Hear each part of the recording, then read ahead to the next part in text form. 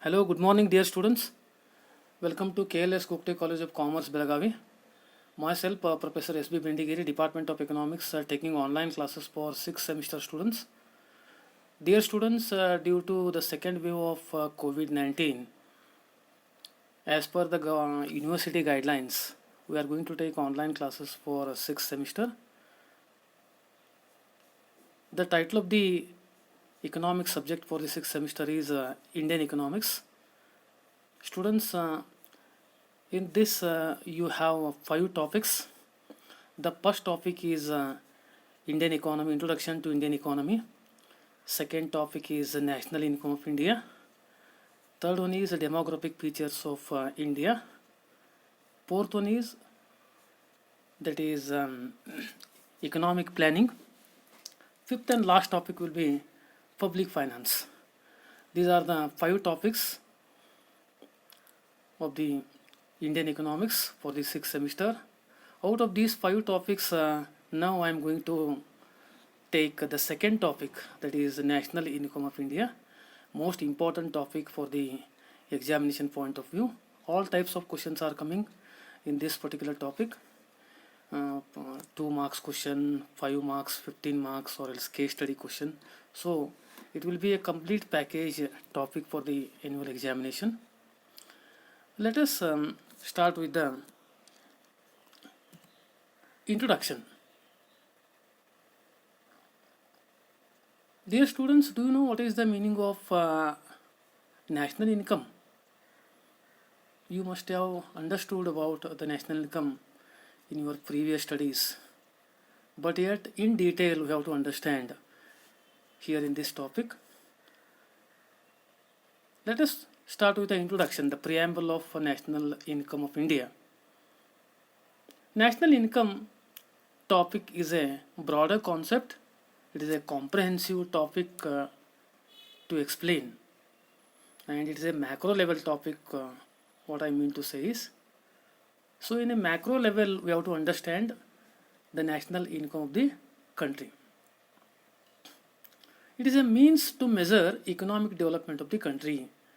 When we are going to study about the national income, the economic development of the country can be understood with the help of the total national income of the country. When we are going to measure the accurate national income of the country, it gives the clear picture of the rate of economic development of the country, and it is a mirror index of economic welfare. We can also calculate the economic well-being, or else the economic welfare, or else the economic happiness. The entire country's happiness or well-being or welfare of the nation can be understood with the help of national income of the country. You know why? The national income of the country plays an important role in the human well-being, and when the people of the economy are enjoying all types of human wants, like necessaries of life, comfortable life, and luxurious. When these 3 types of wants enjoyed by the human well-being, that is a good indicator of economic development of the country. And it is a flow of goods, not stock. National income of the country can be calculated with the help of the total amount of goods which are flows in the economy, not the entire stock. What amount of goods are, for example, supplied to the market or final value of the flow of goods can be gives the clear picture of national income, not the entire stock of the nation. And it is calculated for every financial year. The national income of the country is always calculated by every financial year, as the population of the country is calculated by every decade. National income is calculated by every year, and it is a social accounting, dear students. Social accounting means it's a social audit, means the environmental audit. Okay, the environmental audit and social accounting is nothing but the national income of the country. Okay, so it is social accounting in the sense it covers the entire information of the nation in case of national income. Okay, so this is about the introduction of the national income. Now let us move to the next part of the national income, that is meaning of national income. Do you know what is the meaning of national income? What is national income? We have to understand this particular concept very seriously. It's a very interesting topic, as I said in the beginning. Let us move to the meaning of national income. Okay, what is national income? Here, national income is nothing but it is defined as the total value of all goods and services which are produced within a country plus income coming from abroad in a particular time period, usually 1 year.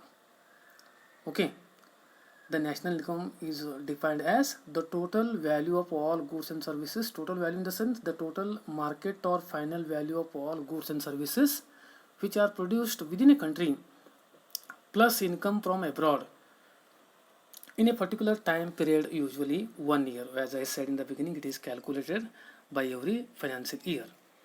And according to the National Income Committee of India 1951, let us understand what is national income. A national income estimate measures the volume of commodities and services turned out during a given time of counted without duplication. Without duplication in the sense without taking into consideration a particular good for more than 2 times. If we are going to take a value of a particular commodity more than 1 time, there will be a possibility of double counting of the national income. Okay, when a particular commodity is taken into account for 1 time without duplicating, means without taking it for the next time. Okay, so that is that gives the clear picture of national income. Okay, a national income estimate measures the volume of commodities and services turned out, means produced during a given period of time without duplication. That is called as national income according to the National Income Committee of India 1951. Okay, this is about the meaning part. Now look at the economist's view. What is national income according to few economists? What they said, what is their definition, how they defined national income according to their view. Now let us understand according to Professor Marshall what is national income. What Marshall said, according to Marshall, national income is a net aggregate of commodities and services produced annually in a country. It means what? According to Marshall, the net aggregate of commodities and services which are produced annually in a country. The aggregate, for example, goods and services.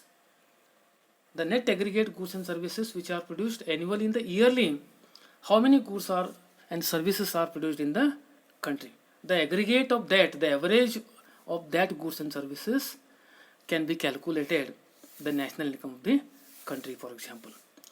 Now look at another definition which is given by Professor Pigou, one of the noted economists.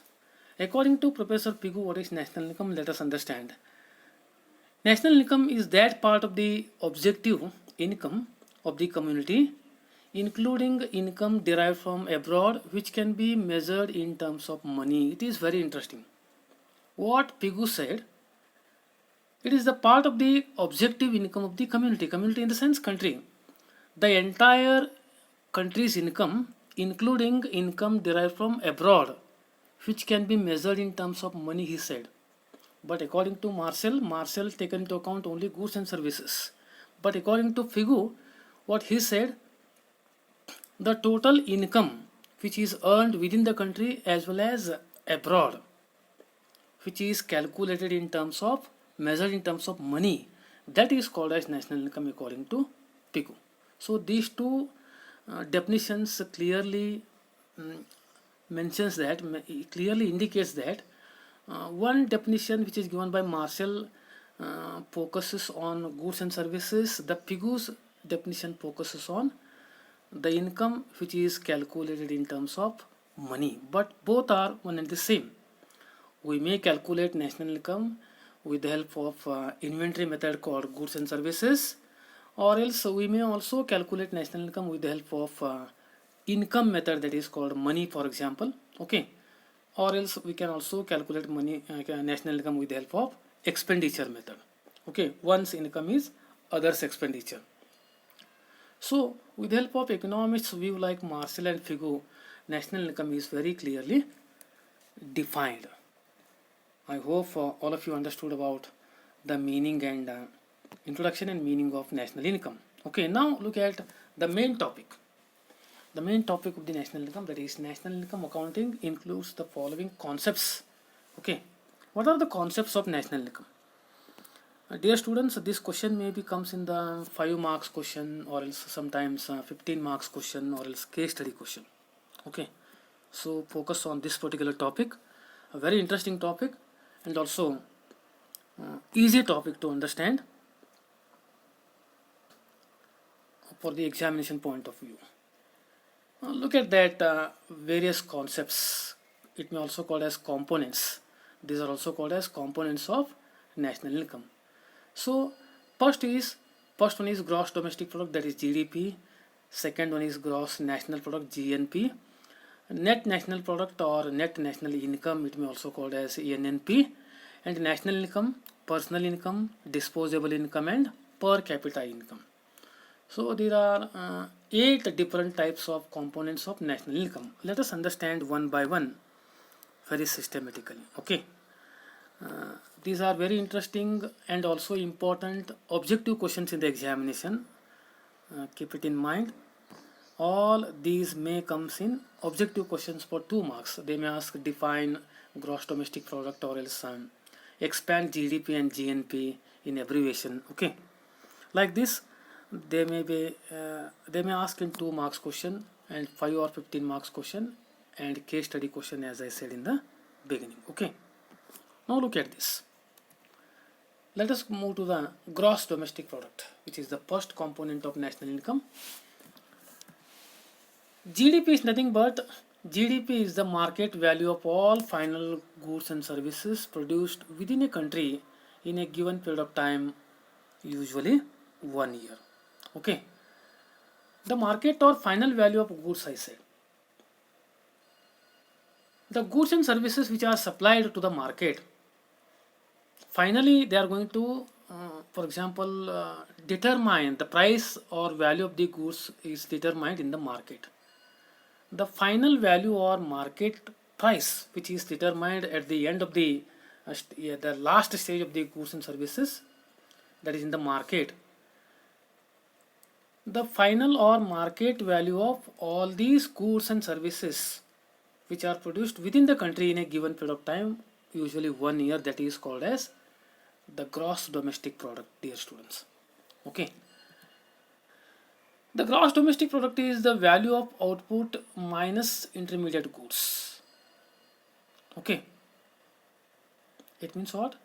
GDP is always calculated with the help of total goods and services which are produced in the country minus intermediate goods. Now let us understand what is final goods and what is intermediate goods. Then we are able to understand what is GDP or gross domestic product. Here the term final goods and service refers to the goods and services which are produced for final use, for final consumption. Okay, after few stages, from beginning stage to the last stage, when the goods are ready to consume, those goods are called as final goods. Okay, and intermediate goods on the other hand defined as these goods are produced by one firm for use in further processing by another firm. Once in the beginning these goods are produced by a particular firm, and in the next stage the same goods will be used for further processing, for further production by another firm, is called as intermediate goods. These are not used in the computation of GDP. Most of the times what happens is all types of intermediate goods are not comes in the calculation of gross domestic product. Okay, either we may take the beginning value or else the final value of all goods and services. Okay, here GDP can be calculated in two types. One is GDP at factor cost, that is FC means factor cost. Okay. And GDP at market price, MP means market price. Look at the GDP at factor cost. GDP at factor cost is equal to the cost which is incurred in the agriculture sector, the cost which is incurred in the industrial sector, plus the cost which is incurred in the service sector. Okay, the total cost which is occurred in agriculture, industry and service sector is nothing but the gross domestic product. Okay, when you are going to take the entire expenditure cost of all types of goods and services which are produced in the country, that is also part and parcel of gross domestic product. On the other hand, we may also calculate GDP with the help of market price. As I said in the beginning, the meaning of GDP, that is the market or final value of all goods and services, I said. Okay, so we can also calculate GDP on the basis of market price.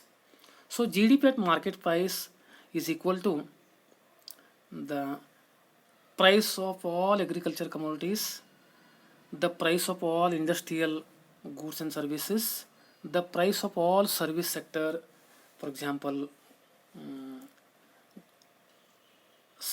service sector goods and services, and plus indirect taxes minus subsidies. When we are going to calculate GDP at market price, we have to add indirect taxes in that, and we have to deduct subsidies. When we add indirect taxes and deduct subsidies, at the end we are able to get GDP at market price. Okay, I hope you understood. This is all about GDP. Now look at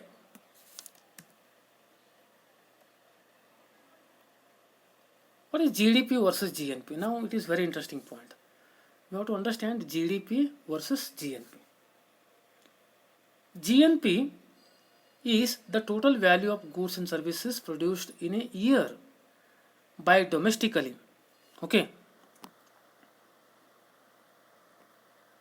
GNP is total value of goods and services produced in a year by domestically owned factors of production, regardless of where the output is produced. Okay, it is very interesting, my dear students. When we are going to calculate GNP,